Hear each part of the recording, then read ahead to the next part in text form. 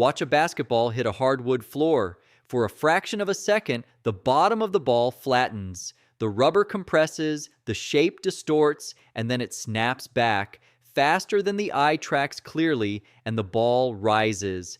That fraction of a second is the whole engineering question. Something in the ball is resisting the impact, absorbing it, and then pushing back. Gravity brought it down. Something in the construction brought it up again. Most people handle basketballs their whole lives without thinking about what that something is. The ball feels simple, rubber, round, full of air. But the bounce is not an accident of rubber and air. It is the result of a specific sequence of manufacturing decisions, each one solving a different part of the same problem. Let's get into it right here on Small Things.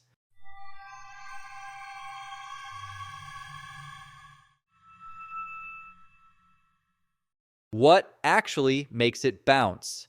When a basketball hits the floor, two separate things push back at the same time. The first is the rubber itself. Natural rubber has elastic memory. It resists deformation and returns to its original shape when the force is removed. From the moment the ball starts to flatten, the rubber is trying to return to round. The second is the air trapped inside. Compressed air behaves like a spring. When the ball deforms and the internal volume decreases, the pressure increases, pushing outward and adding energy to the rebound. The bounce requires both forces, and building a ball that delivers them reliably across thousands of impacts is the whole manufacturing problem. Why rubber remembers its shape? The material at the center of all of this is natural rubber, a substance harvested from the sap of rubber trees. In its raw form, rubber has useful elastic properties, but is also too soft, too sticky, and too prone to permanent deformation. A ball made from uncured rubber would eventually take on whatever shape it was stored in, and its elastic memory would weaken over time. The process that fixes this is called vulcanization. Exposing rubber to heat and pressure causes chemical bonds to form between the polymer chains in the rubber. Those cross links are what give cured rubber its permanent elastic memory.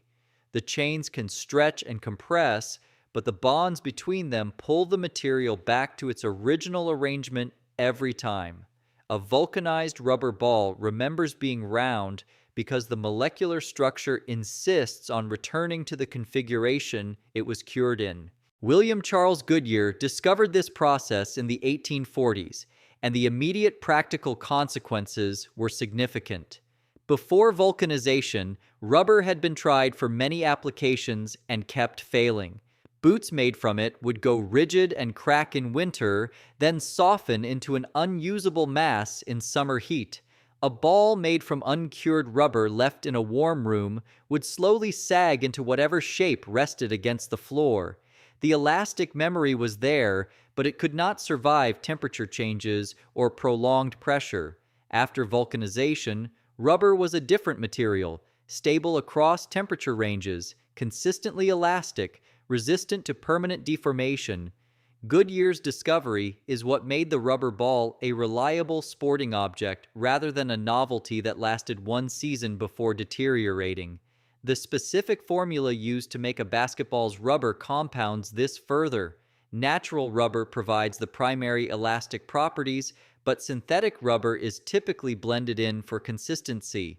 Natural rubber varies slightly between batches depending on the tree, the season, and the origin of the sap. Synthetic rubber is chemically identical from batch to batch. For a manufacturer producing thousands of balls that all need to bounce within the same pressure range and behave the same way on the court, that consistency matters. Additives control how the rubber flows during processing, how well it bonds when heated in the mold, and how it holds up across the temperature range from a cold storage warehouse to a sun-heated outdoor court. Building the bounce. The manufacturing process starts with a flat sheet of natural rubber.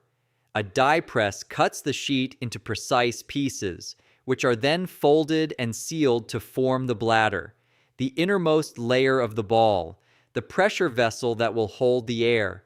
A plug is inserted into the small hole that will later become the valve.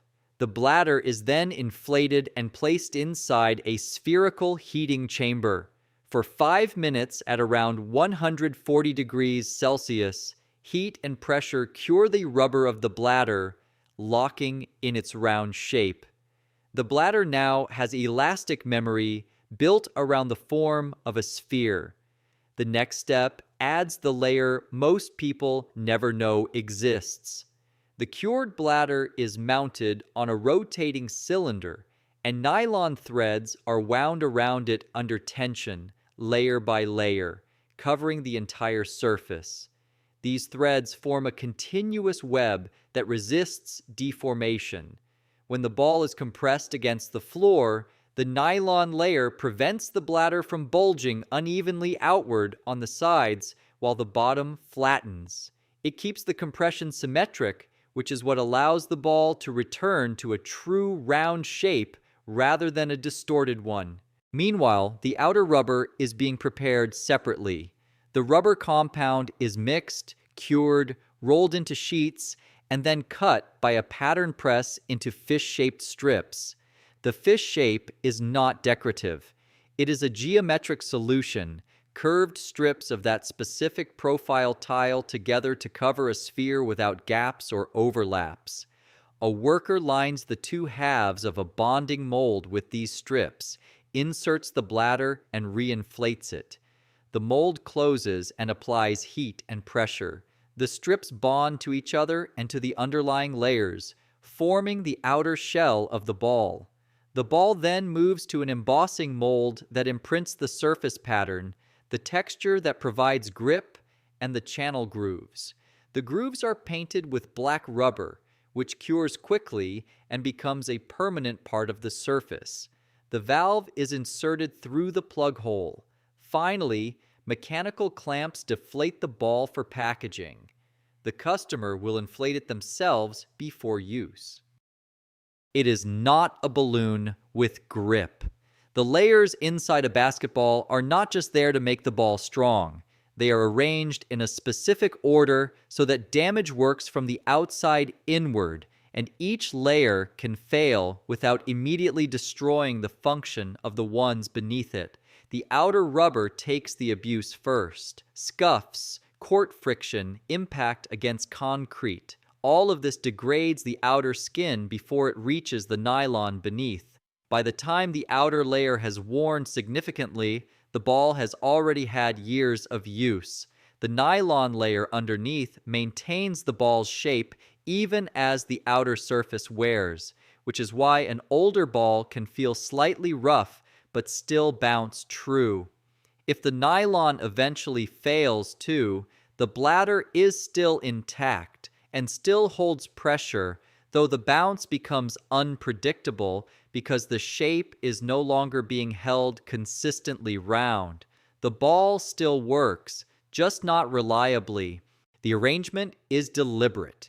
A basketball is not designed to last forever. It is designed so that the most important function, the one that makes it usable at all, is the last thing to fail. You can play with a scuffed ball, you can play with a slightly lopsided one, but once the pressure is gone, the ball is finished, and the structure is built to make sure that happens last. Engineers call this principle graceful degradation, building something so that it loses its least critical functions first, while protecting the core function for as long as possible. The basketball does this naturally through its layer order. When a layer fails, think about the last time you played with a ball that wasn't quite right. Maybe it was a cheap playground ball that had to be pumped up every other day, the bladder slowly leaking through a pinhole too small to find by feel. Maybe it was a ball that had been left in a car through a hot summer and came out feeling slightly off, bouncing at a slight angle no matter how cleanly you dropped it. Maybe it was an older ball where the surface had gone rough and the grooves had faded, but it still bounced well enough that nobody replaced it. Each of those experiences is a layer failing. The ball that loses air slowly is losing it through the pressure vessel. The ball that bounces unpredictably has nylon that has shifted or degraded unevenly. The ball that feels rough but still bounces has an outer skin that is worn through, while the layers beneath remain intact. The difference between a cheap ball and a good one is not the shape of the idea. Every rubber basketball has the same 3 layers. The difference is how precisely each layer was made and how well the materials were selected. A ball made with cheaper rubber compounds degrades faster at every layer. A ball built to tighter specifications holds its bounce, its shape, and its grip for longer. Most people pump the ball up, check the bounce, and play. The engineering is there so they never have to think about it. A fraction of a second. The next time you hold a basketball, notice how ordinary it feels. Round, firm, slightly grippy, nothing unexpected. You could squeeze it without thinking, and it pushes back immediately. That immediate return is rubber that has been heat-cured to remember its shape, nylon wound to hold that shape under pressure from any direction, and air held in a sealed vessel designed to last years of daily use. All of that is invisible, and it works so well that it disappears entirely. The ball just bounces.